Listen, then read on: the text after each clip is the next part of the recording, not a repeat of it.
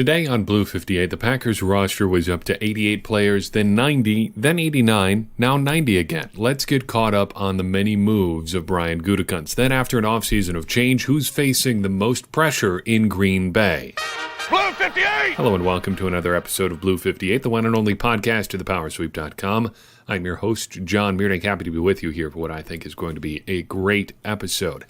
As we talked about last week, the Packers roster was in a little bit of a state of flux, even though we had some pretty reliable reporting on who is going to end up being their undrafted free agent signings. The Packers have continued to make some moves, adjusting their final group to get to the 90 people we have on the roster today. So let's take a second and get caught up on the four moves the Packers have made since we've last spoken, starting with signing cornerback Rouse out of Westchester University in Pennsylvania. Rouse is going to take the spot of Nate Brooks, who signed with the Cardinals instead of the Packers. We talked about him last week during our undrafted free agent roundup. It sounds like he just went in a different direction. These signings are not always as firm as they may appear from the outside. Rouse is a bit of an odd duck here. He's got an unusual story from college. He played his first 3 years at corner before moving to linebacker as a senior, and he didn't play a ton in his final year in college. That is a move you almost never see. Cornerback to safety, sure. Safety to linebacker, totally. Corner to linebacker, not so much.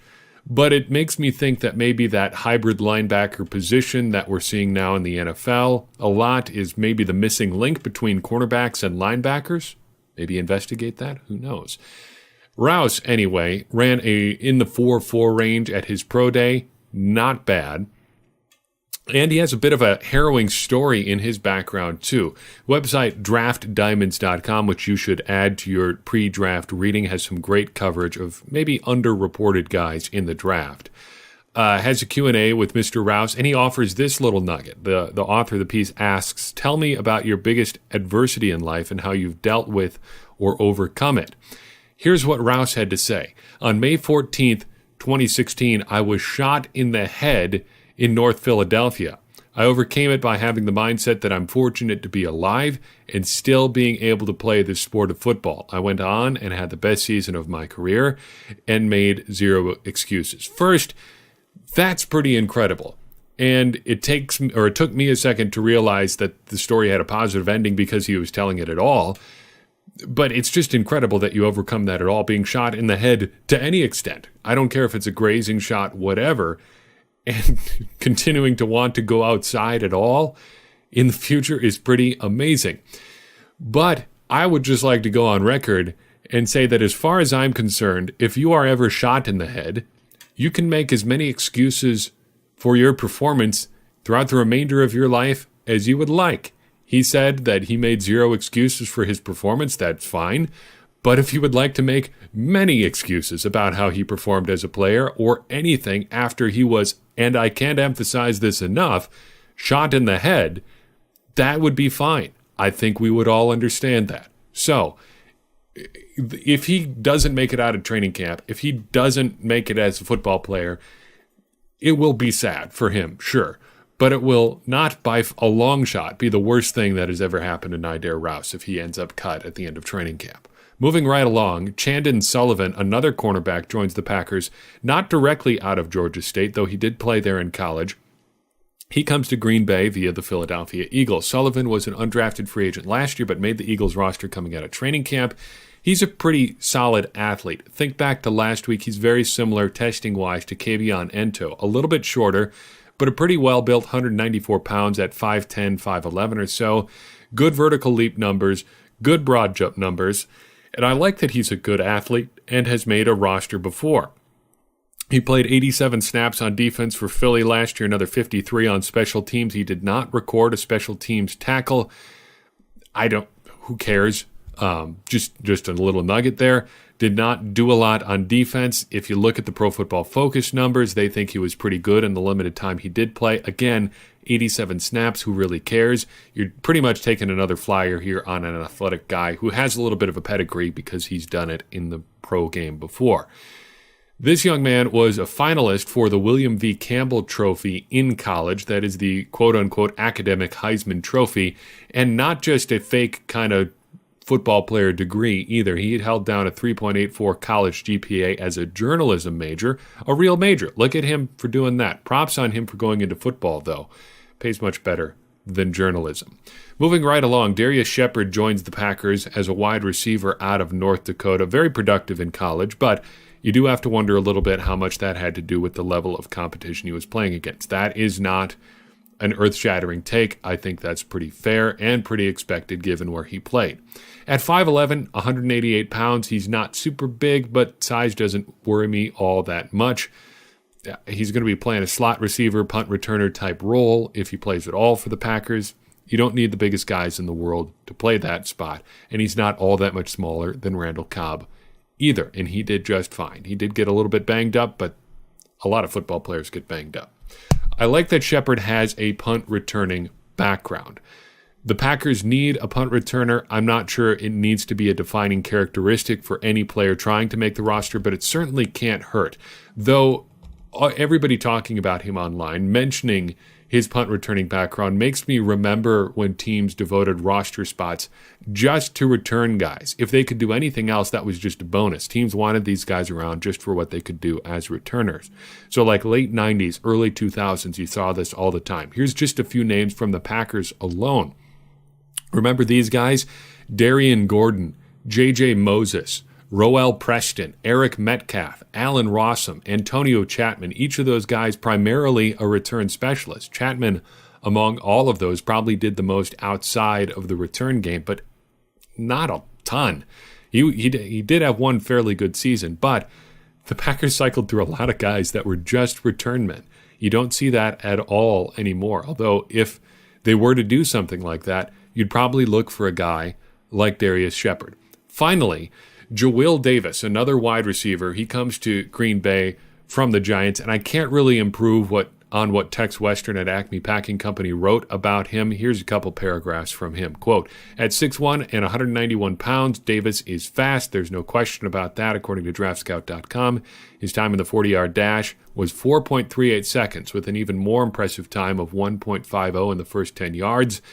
He is also an explosive athlete, registering a 39.5-inch vertical and a solid 10'3" broad jump. However, Davis's agility testing was truly awful for a player at his position and size.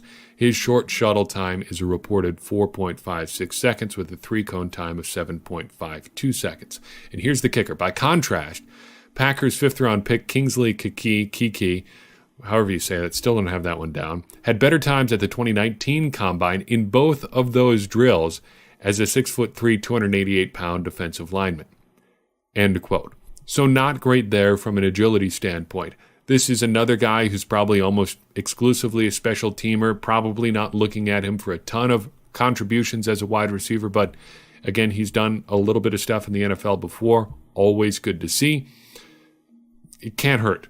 And I think, if anything, if there's any conclusion to take from the signings of Davis and of Shepard, it's that Trevor Davis does not have an assured roster spot. I think we all knew that, but signing guys who do the things that Trevor Davis does is probably not a great indication for Trevor Davis. Let's shift gears entirely and talk about pressure.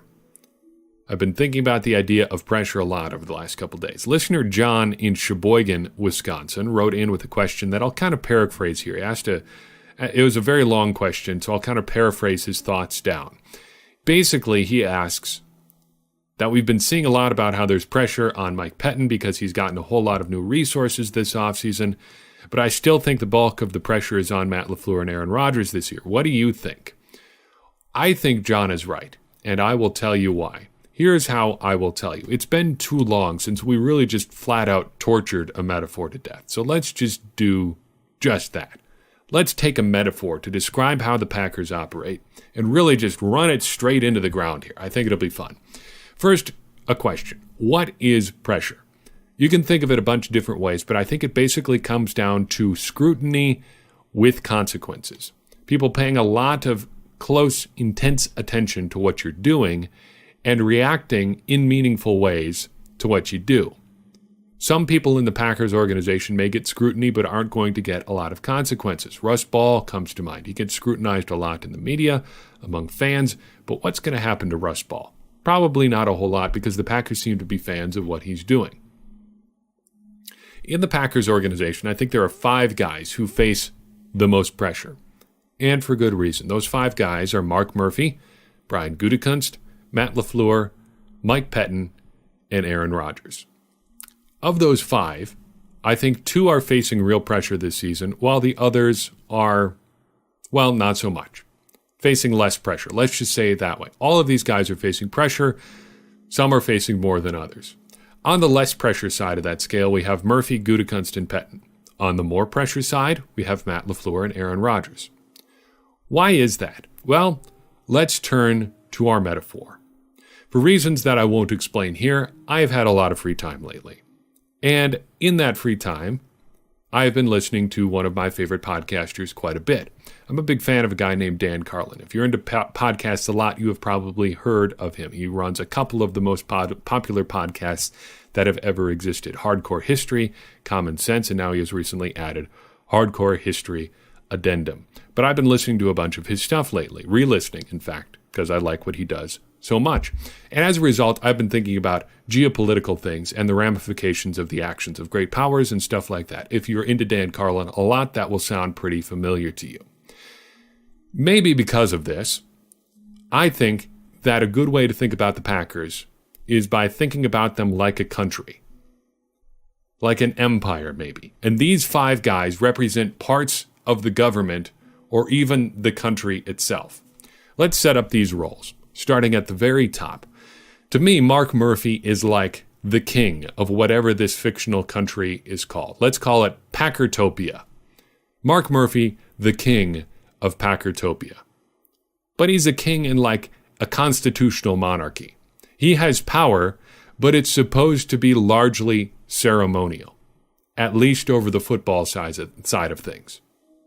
His role when it comes to football, by and large, is to advise and consent. He tells Brian Gutekunst, here's what I think you should do. Brian Gutekunst can do that or not do that. Whatever he chooses to do will be what actually happens for the Packers. Mark Murphy could overrule him if he wants, but most of the decisions should be up to Brian Gutekunst. Murphy is like a monarch, an emperor, whatever, that's really not supposed to get involved, but he can, and he does, when he thinks it's really important. To circle back to Dan Carlin, I've been listening to a podcast he did about World War II and the Pacific Theater recently. Mark Murphy, to really torture this analogy already, sounds a little bit like the old school emperor of Japan. Think early 20th century. Technically not supposed to be involved in the government, but he can and does get involved. And when he does, there are big consequences, like we've seen over the last couple of years. Brian Gutekunst, in our land of Packerstopia, is like a prime minister, like the head of government. His job is to actually make the decisions that affect every other part of this fictional government and how they operate.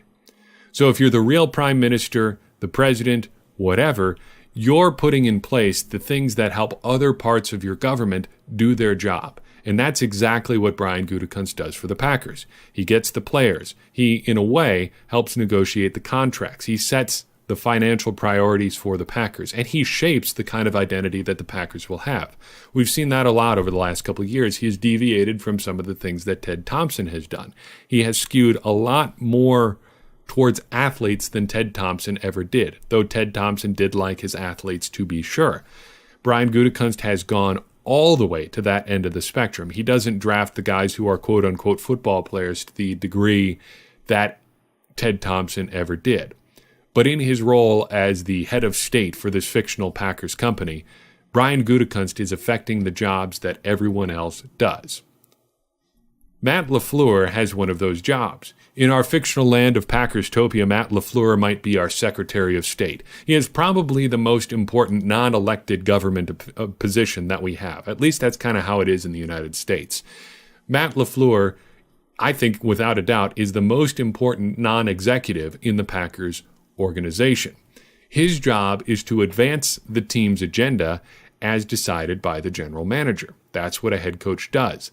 And that's usually how it works throughout the league. Although with the organizational structure in Green Bay being how it is right now, it's maybe not quite the way it's working, but it's close enough. Besides, I kind of like this analogy a lot. You might have guessed because I'm building a whole show around it, and I want it to work, so we're going to stick with it. His job is to execute using the things that Brian Gutekunst has given him, and he sets the tone for the entire team, being the head coach. Mike Pettine, real quick, is going to be obvious. In the United States, if our fictional country of Packerstopia was like the United States, he would be the Secretary of Defense. That is too obvious, but it's really the thing that fits the best.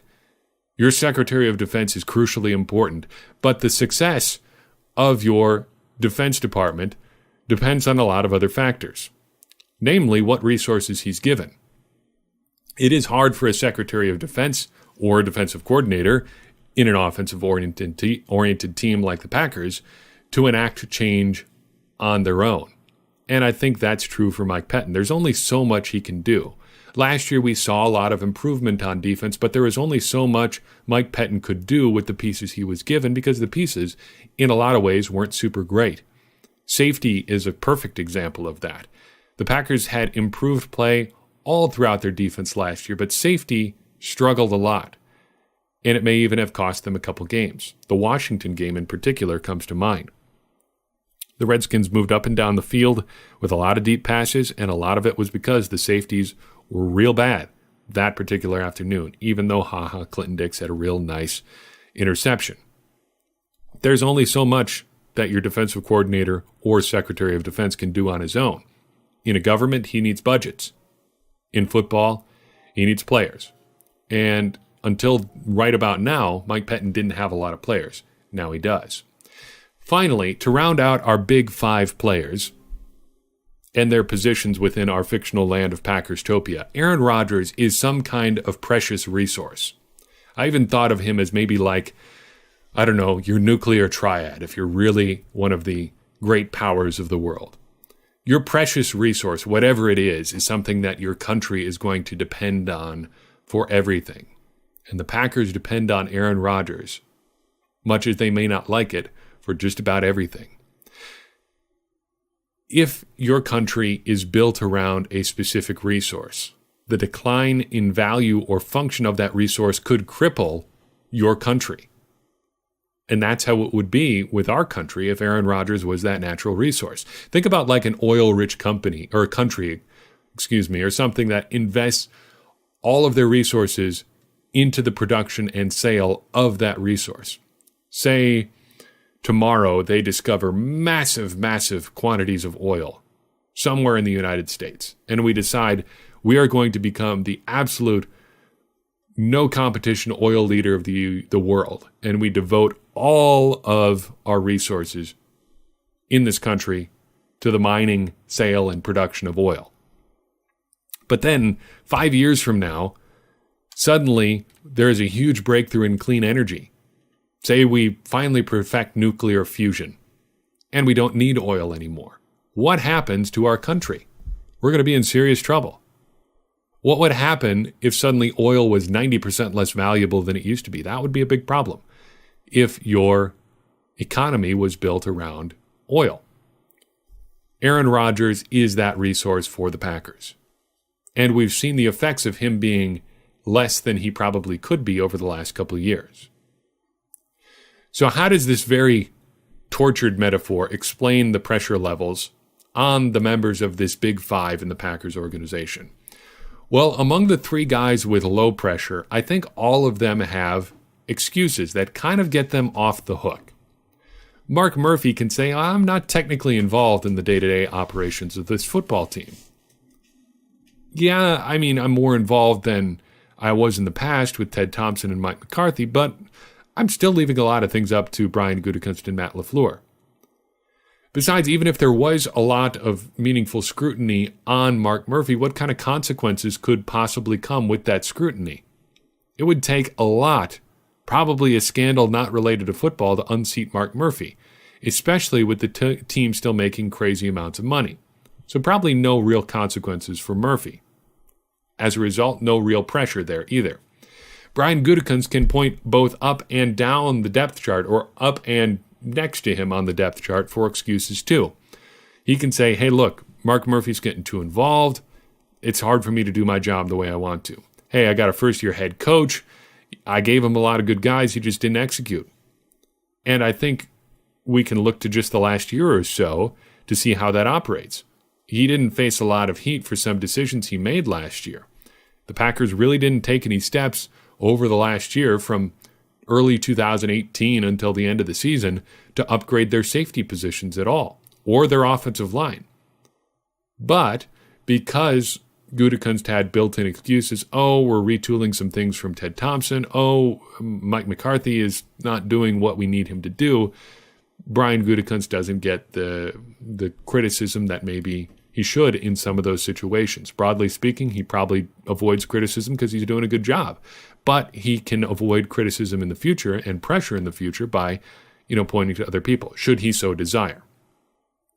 I think Brian Gutekunst is probably a year away still from real scrutiny. Once we're 2 years into this Gutekunst thing, we'll be able to really say, okay, here's where we stand right now. But right now, he's not going to face that same level of pressure. Mike Pettine. I can see the case for saying that he should be facing a lot of pressure this year, but I just don't agree with it. In our analogy about the Packers, Packerstopia is a fictional country that is not super concerned about its national defense or like warlike postures. It's not a conquering nation, not super aggressive. Our fictional country might spend big on some fancy military technology, but ultimately having a military that is just okay will be fine.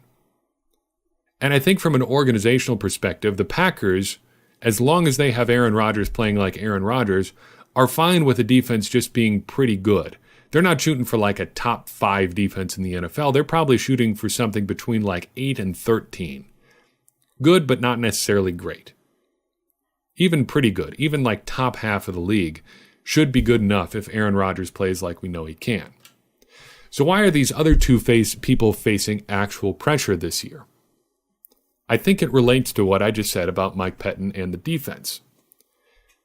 Prime Minister Brian Gutekunst has agreed with his predecessor in Packerstopia that the priority of the sovereign state of Packerstopia is offense.